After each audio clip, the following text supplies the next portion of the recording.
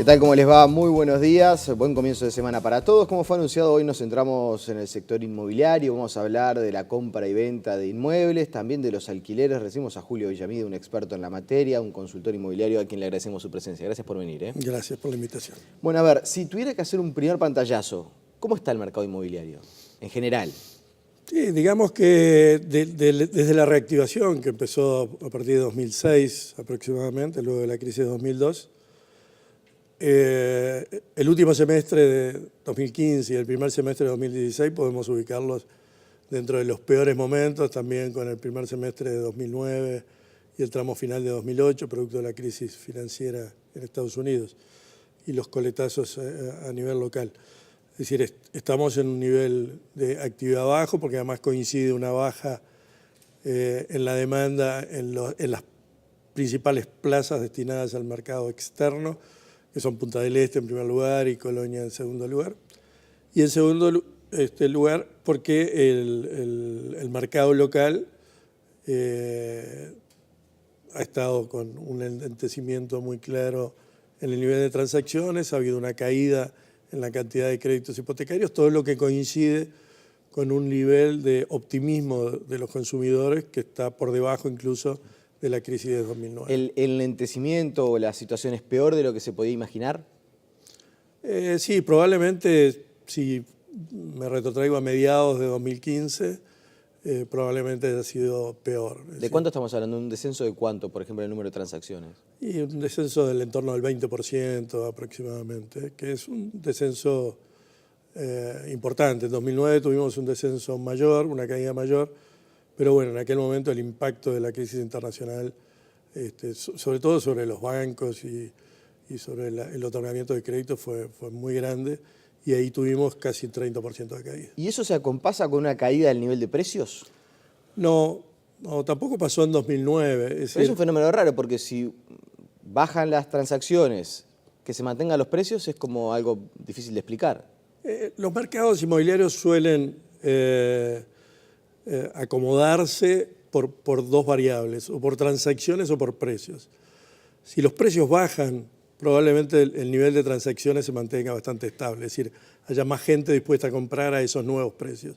Si los precios no bajan, tienen rigidez para bajar, la gente dice, bueno, yo a esos precios no compro, y entonces termina ajustando por transacciones.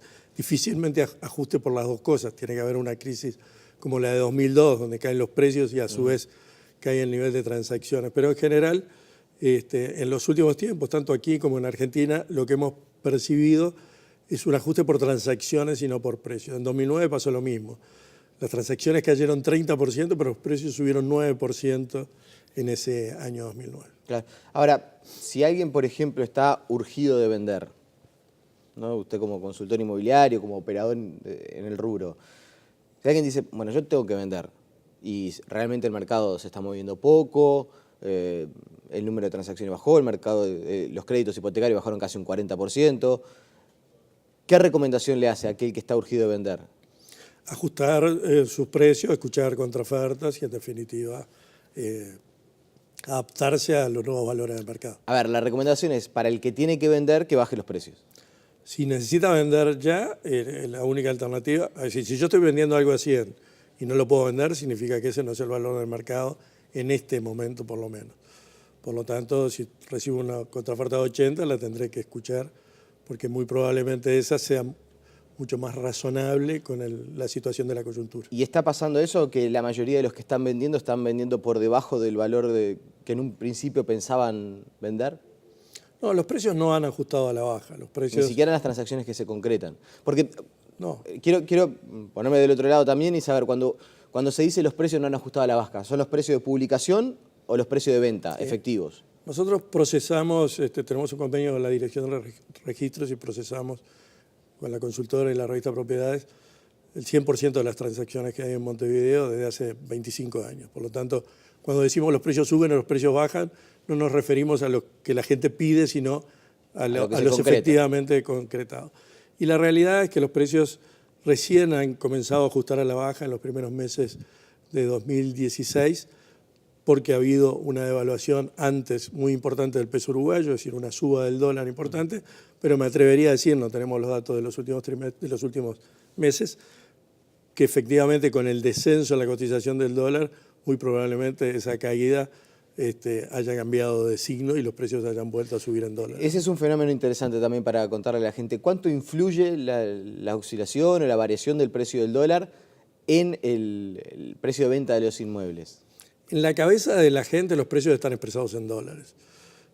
Si bien deberían estar expresados en unidades indexadas, es decir, en pesos uruguayos constantes deflactados por la inflación. Pero los precios están expresados en dólares y por lo tanto las expectativas de la gente están asignadas en esa moneda. Cuando nosotros tenemos periodos de alta inflación en dólares, que todos los precios internos crecen en dólares, las propiedades no son una excepción, también crecen de la misma manera. Entonces, hace algunos años atrás intercambiamos opiniones con algunos consumidores vía Twitter o a través de alguna red social que decían, pero hay una burbuja inmobiliaria, los precios se han duplicado en dólares en los últimos 5 años. Digo, sí, es cierto, los precios se han duplicado en dólares, pero los salarios medios en dólares también se han duplicado en esa moneda. Entonces, el precio de las propiedades no va a contramano del resto de los precios de la economía. Cuando había inflación en dólares, subían en dólares.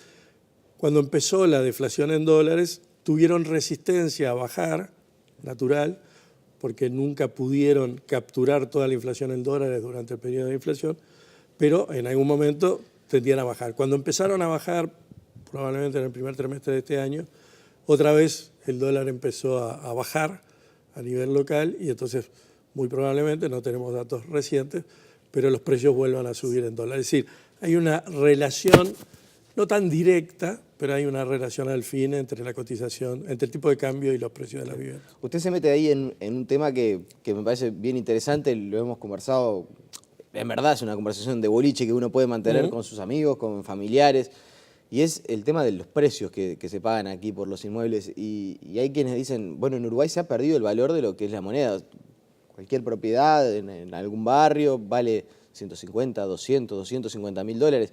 $250,000 y uno puede pensar en lo que podría comprar de repente en Nueva York con ese mismo dinero. ¿No hay una sobreestimación del precio de la vivienda aquí en el Uruguay? En comparación con lo que puede ser otros destinos y otras ciudades del mundo. No, claramente no. Si yo lo comparo... ¿Pagar $250,000 por una propiedad en Montevideo no es demasiado?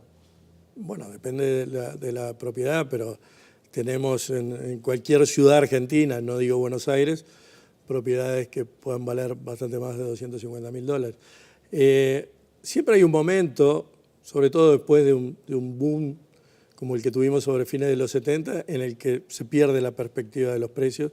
Y en aquel momento el valor de los inmuebles en Montevideo estaba por encima de similares en Nueva York o en Miami. Entonces, eso sí es una pérdida de escala, claramente.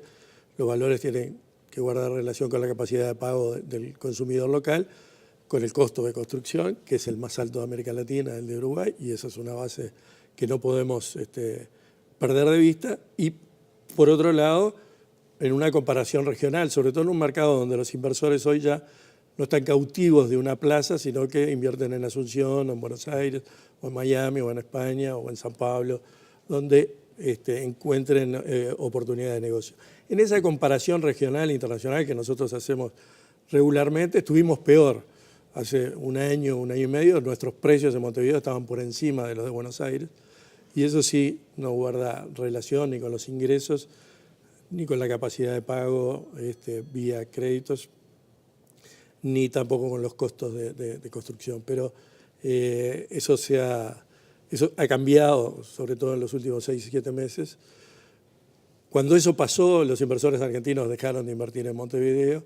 En estos momentos los precios de Buenos Aires están otra vez por encima de los de Montevideo y subiendo en dólares a tasas mucho más altas de lo que está aconteciendo aquí, por producto de la política cambiaria de Argentina, básicamente.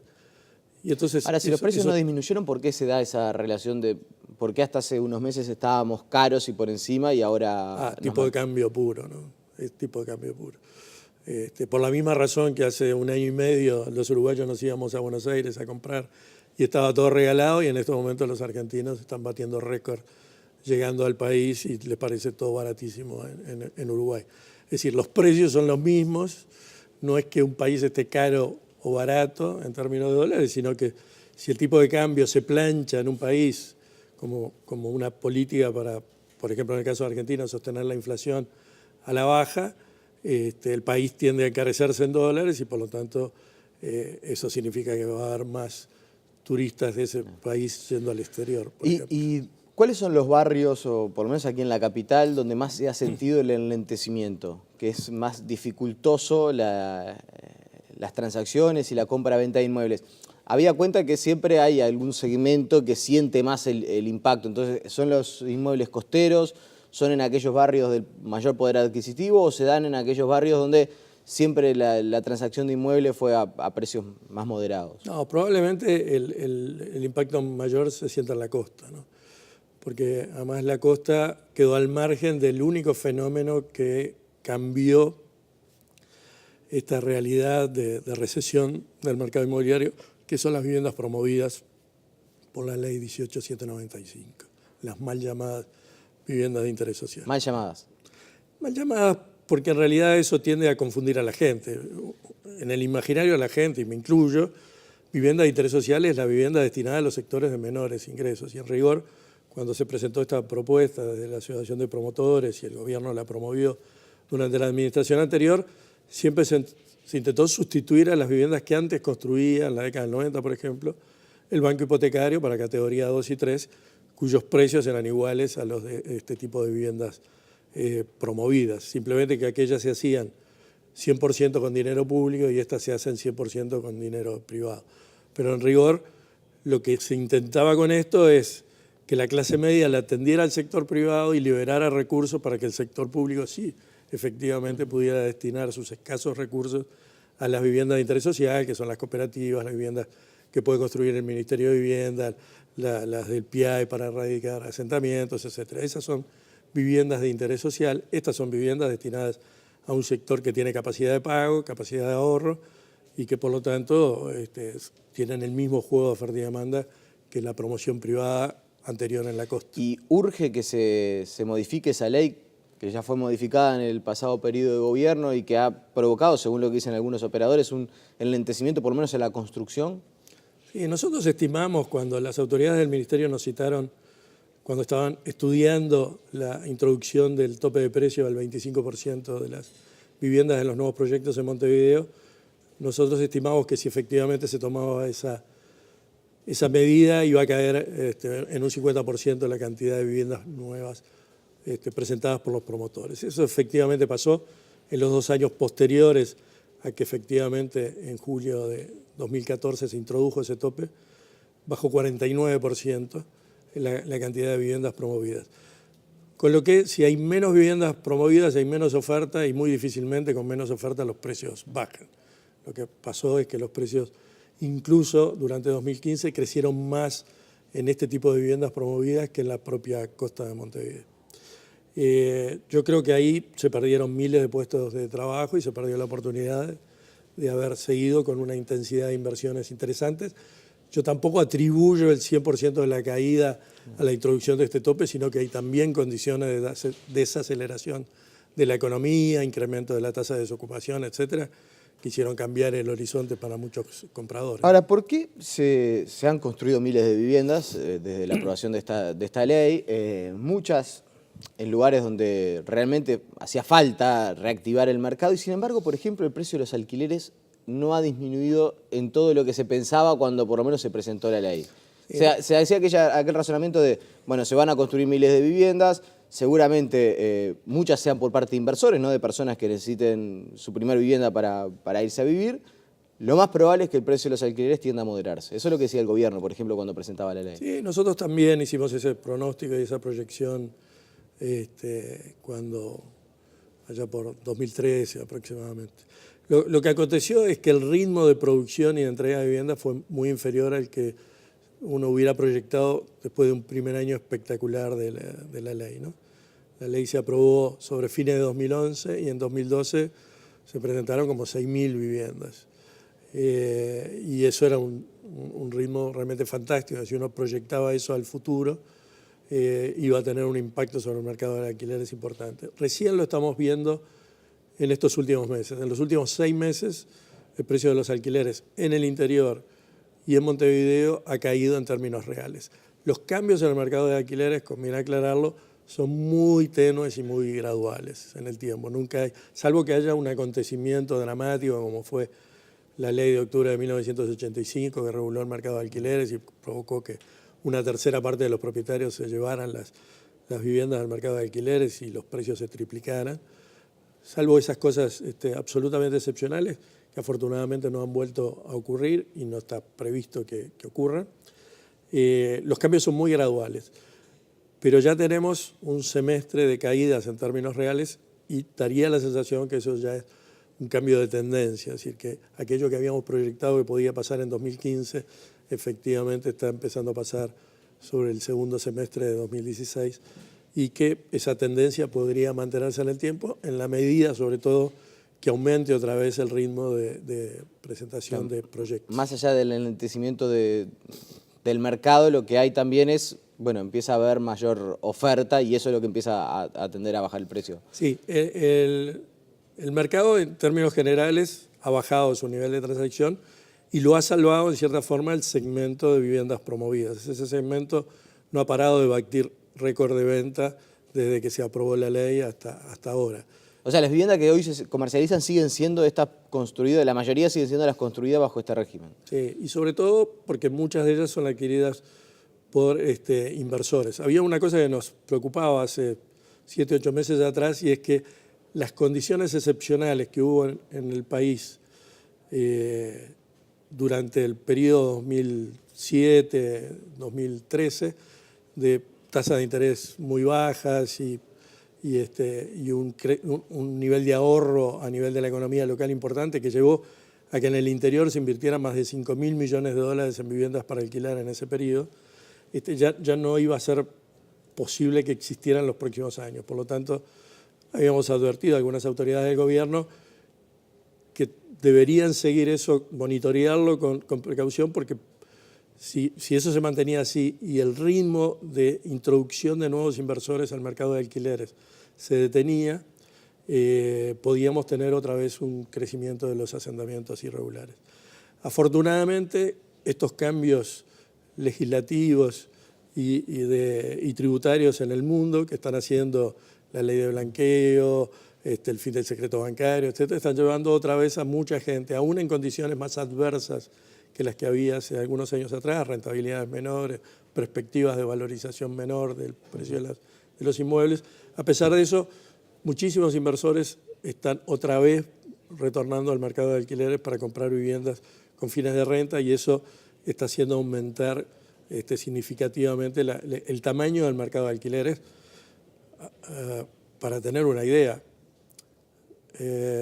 un 1% de los hogares que pase al mercado de alquileres significa construir unas 12, 13.000 viviendas, probablemente sea una inversión de 1.000 millones de dólares. Es decir, tiene que haber privados que inviertan 1.000 millones de dólares en viviendas para alquilar para que efectivamente esos 12.000 familias nuevas arrendatarias puedan ser inquilinos. Es costoso, vamos a decir, aumentar el mercado de alquileres. Es muy costoso y depende de la inversión privada. El Estado obviamente no está en condiciones de poder hacerlo. El Estado lo que ha hecho en los últimos 20 o 25 años es mantener las reglas de juego.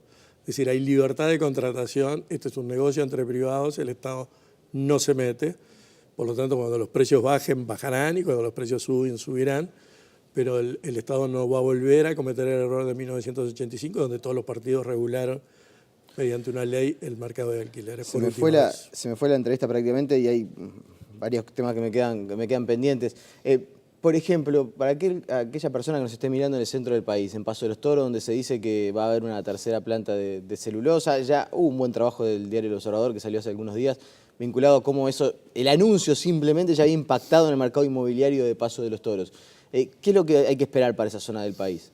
Bueno, la experiencia, nosotros trabajamos estudiando el impacto de Bodnia en su momento sobre el mercado inmobiliario y generando algunos consejos para a través de un Instituto del Suelo Urbano, que es una ONG que estudia estos fenómenos. Algunos consejos, sobre todo para la Intendencia de Río Negro, para evitar la generación de asentamientos que Río Negro no tenía antes de la instalación de la planta.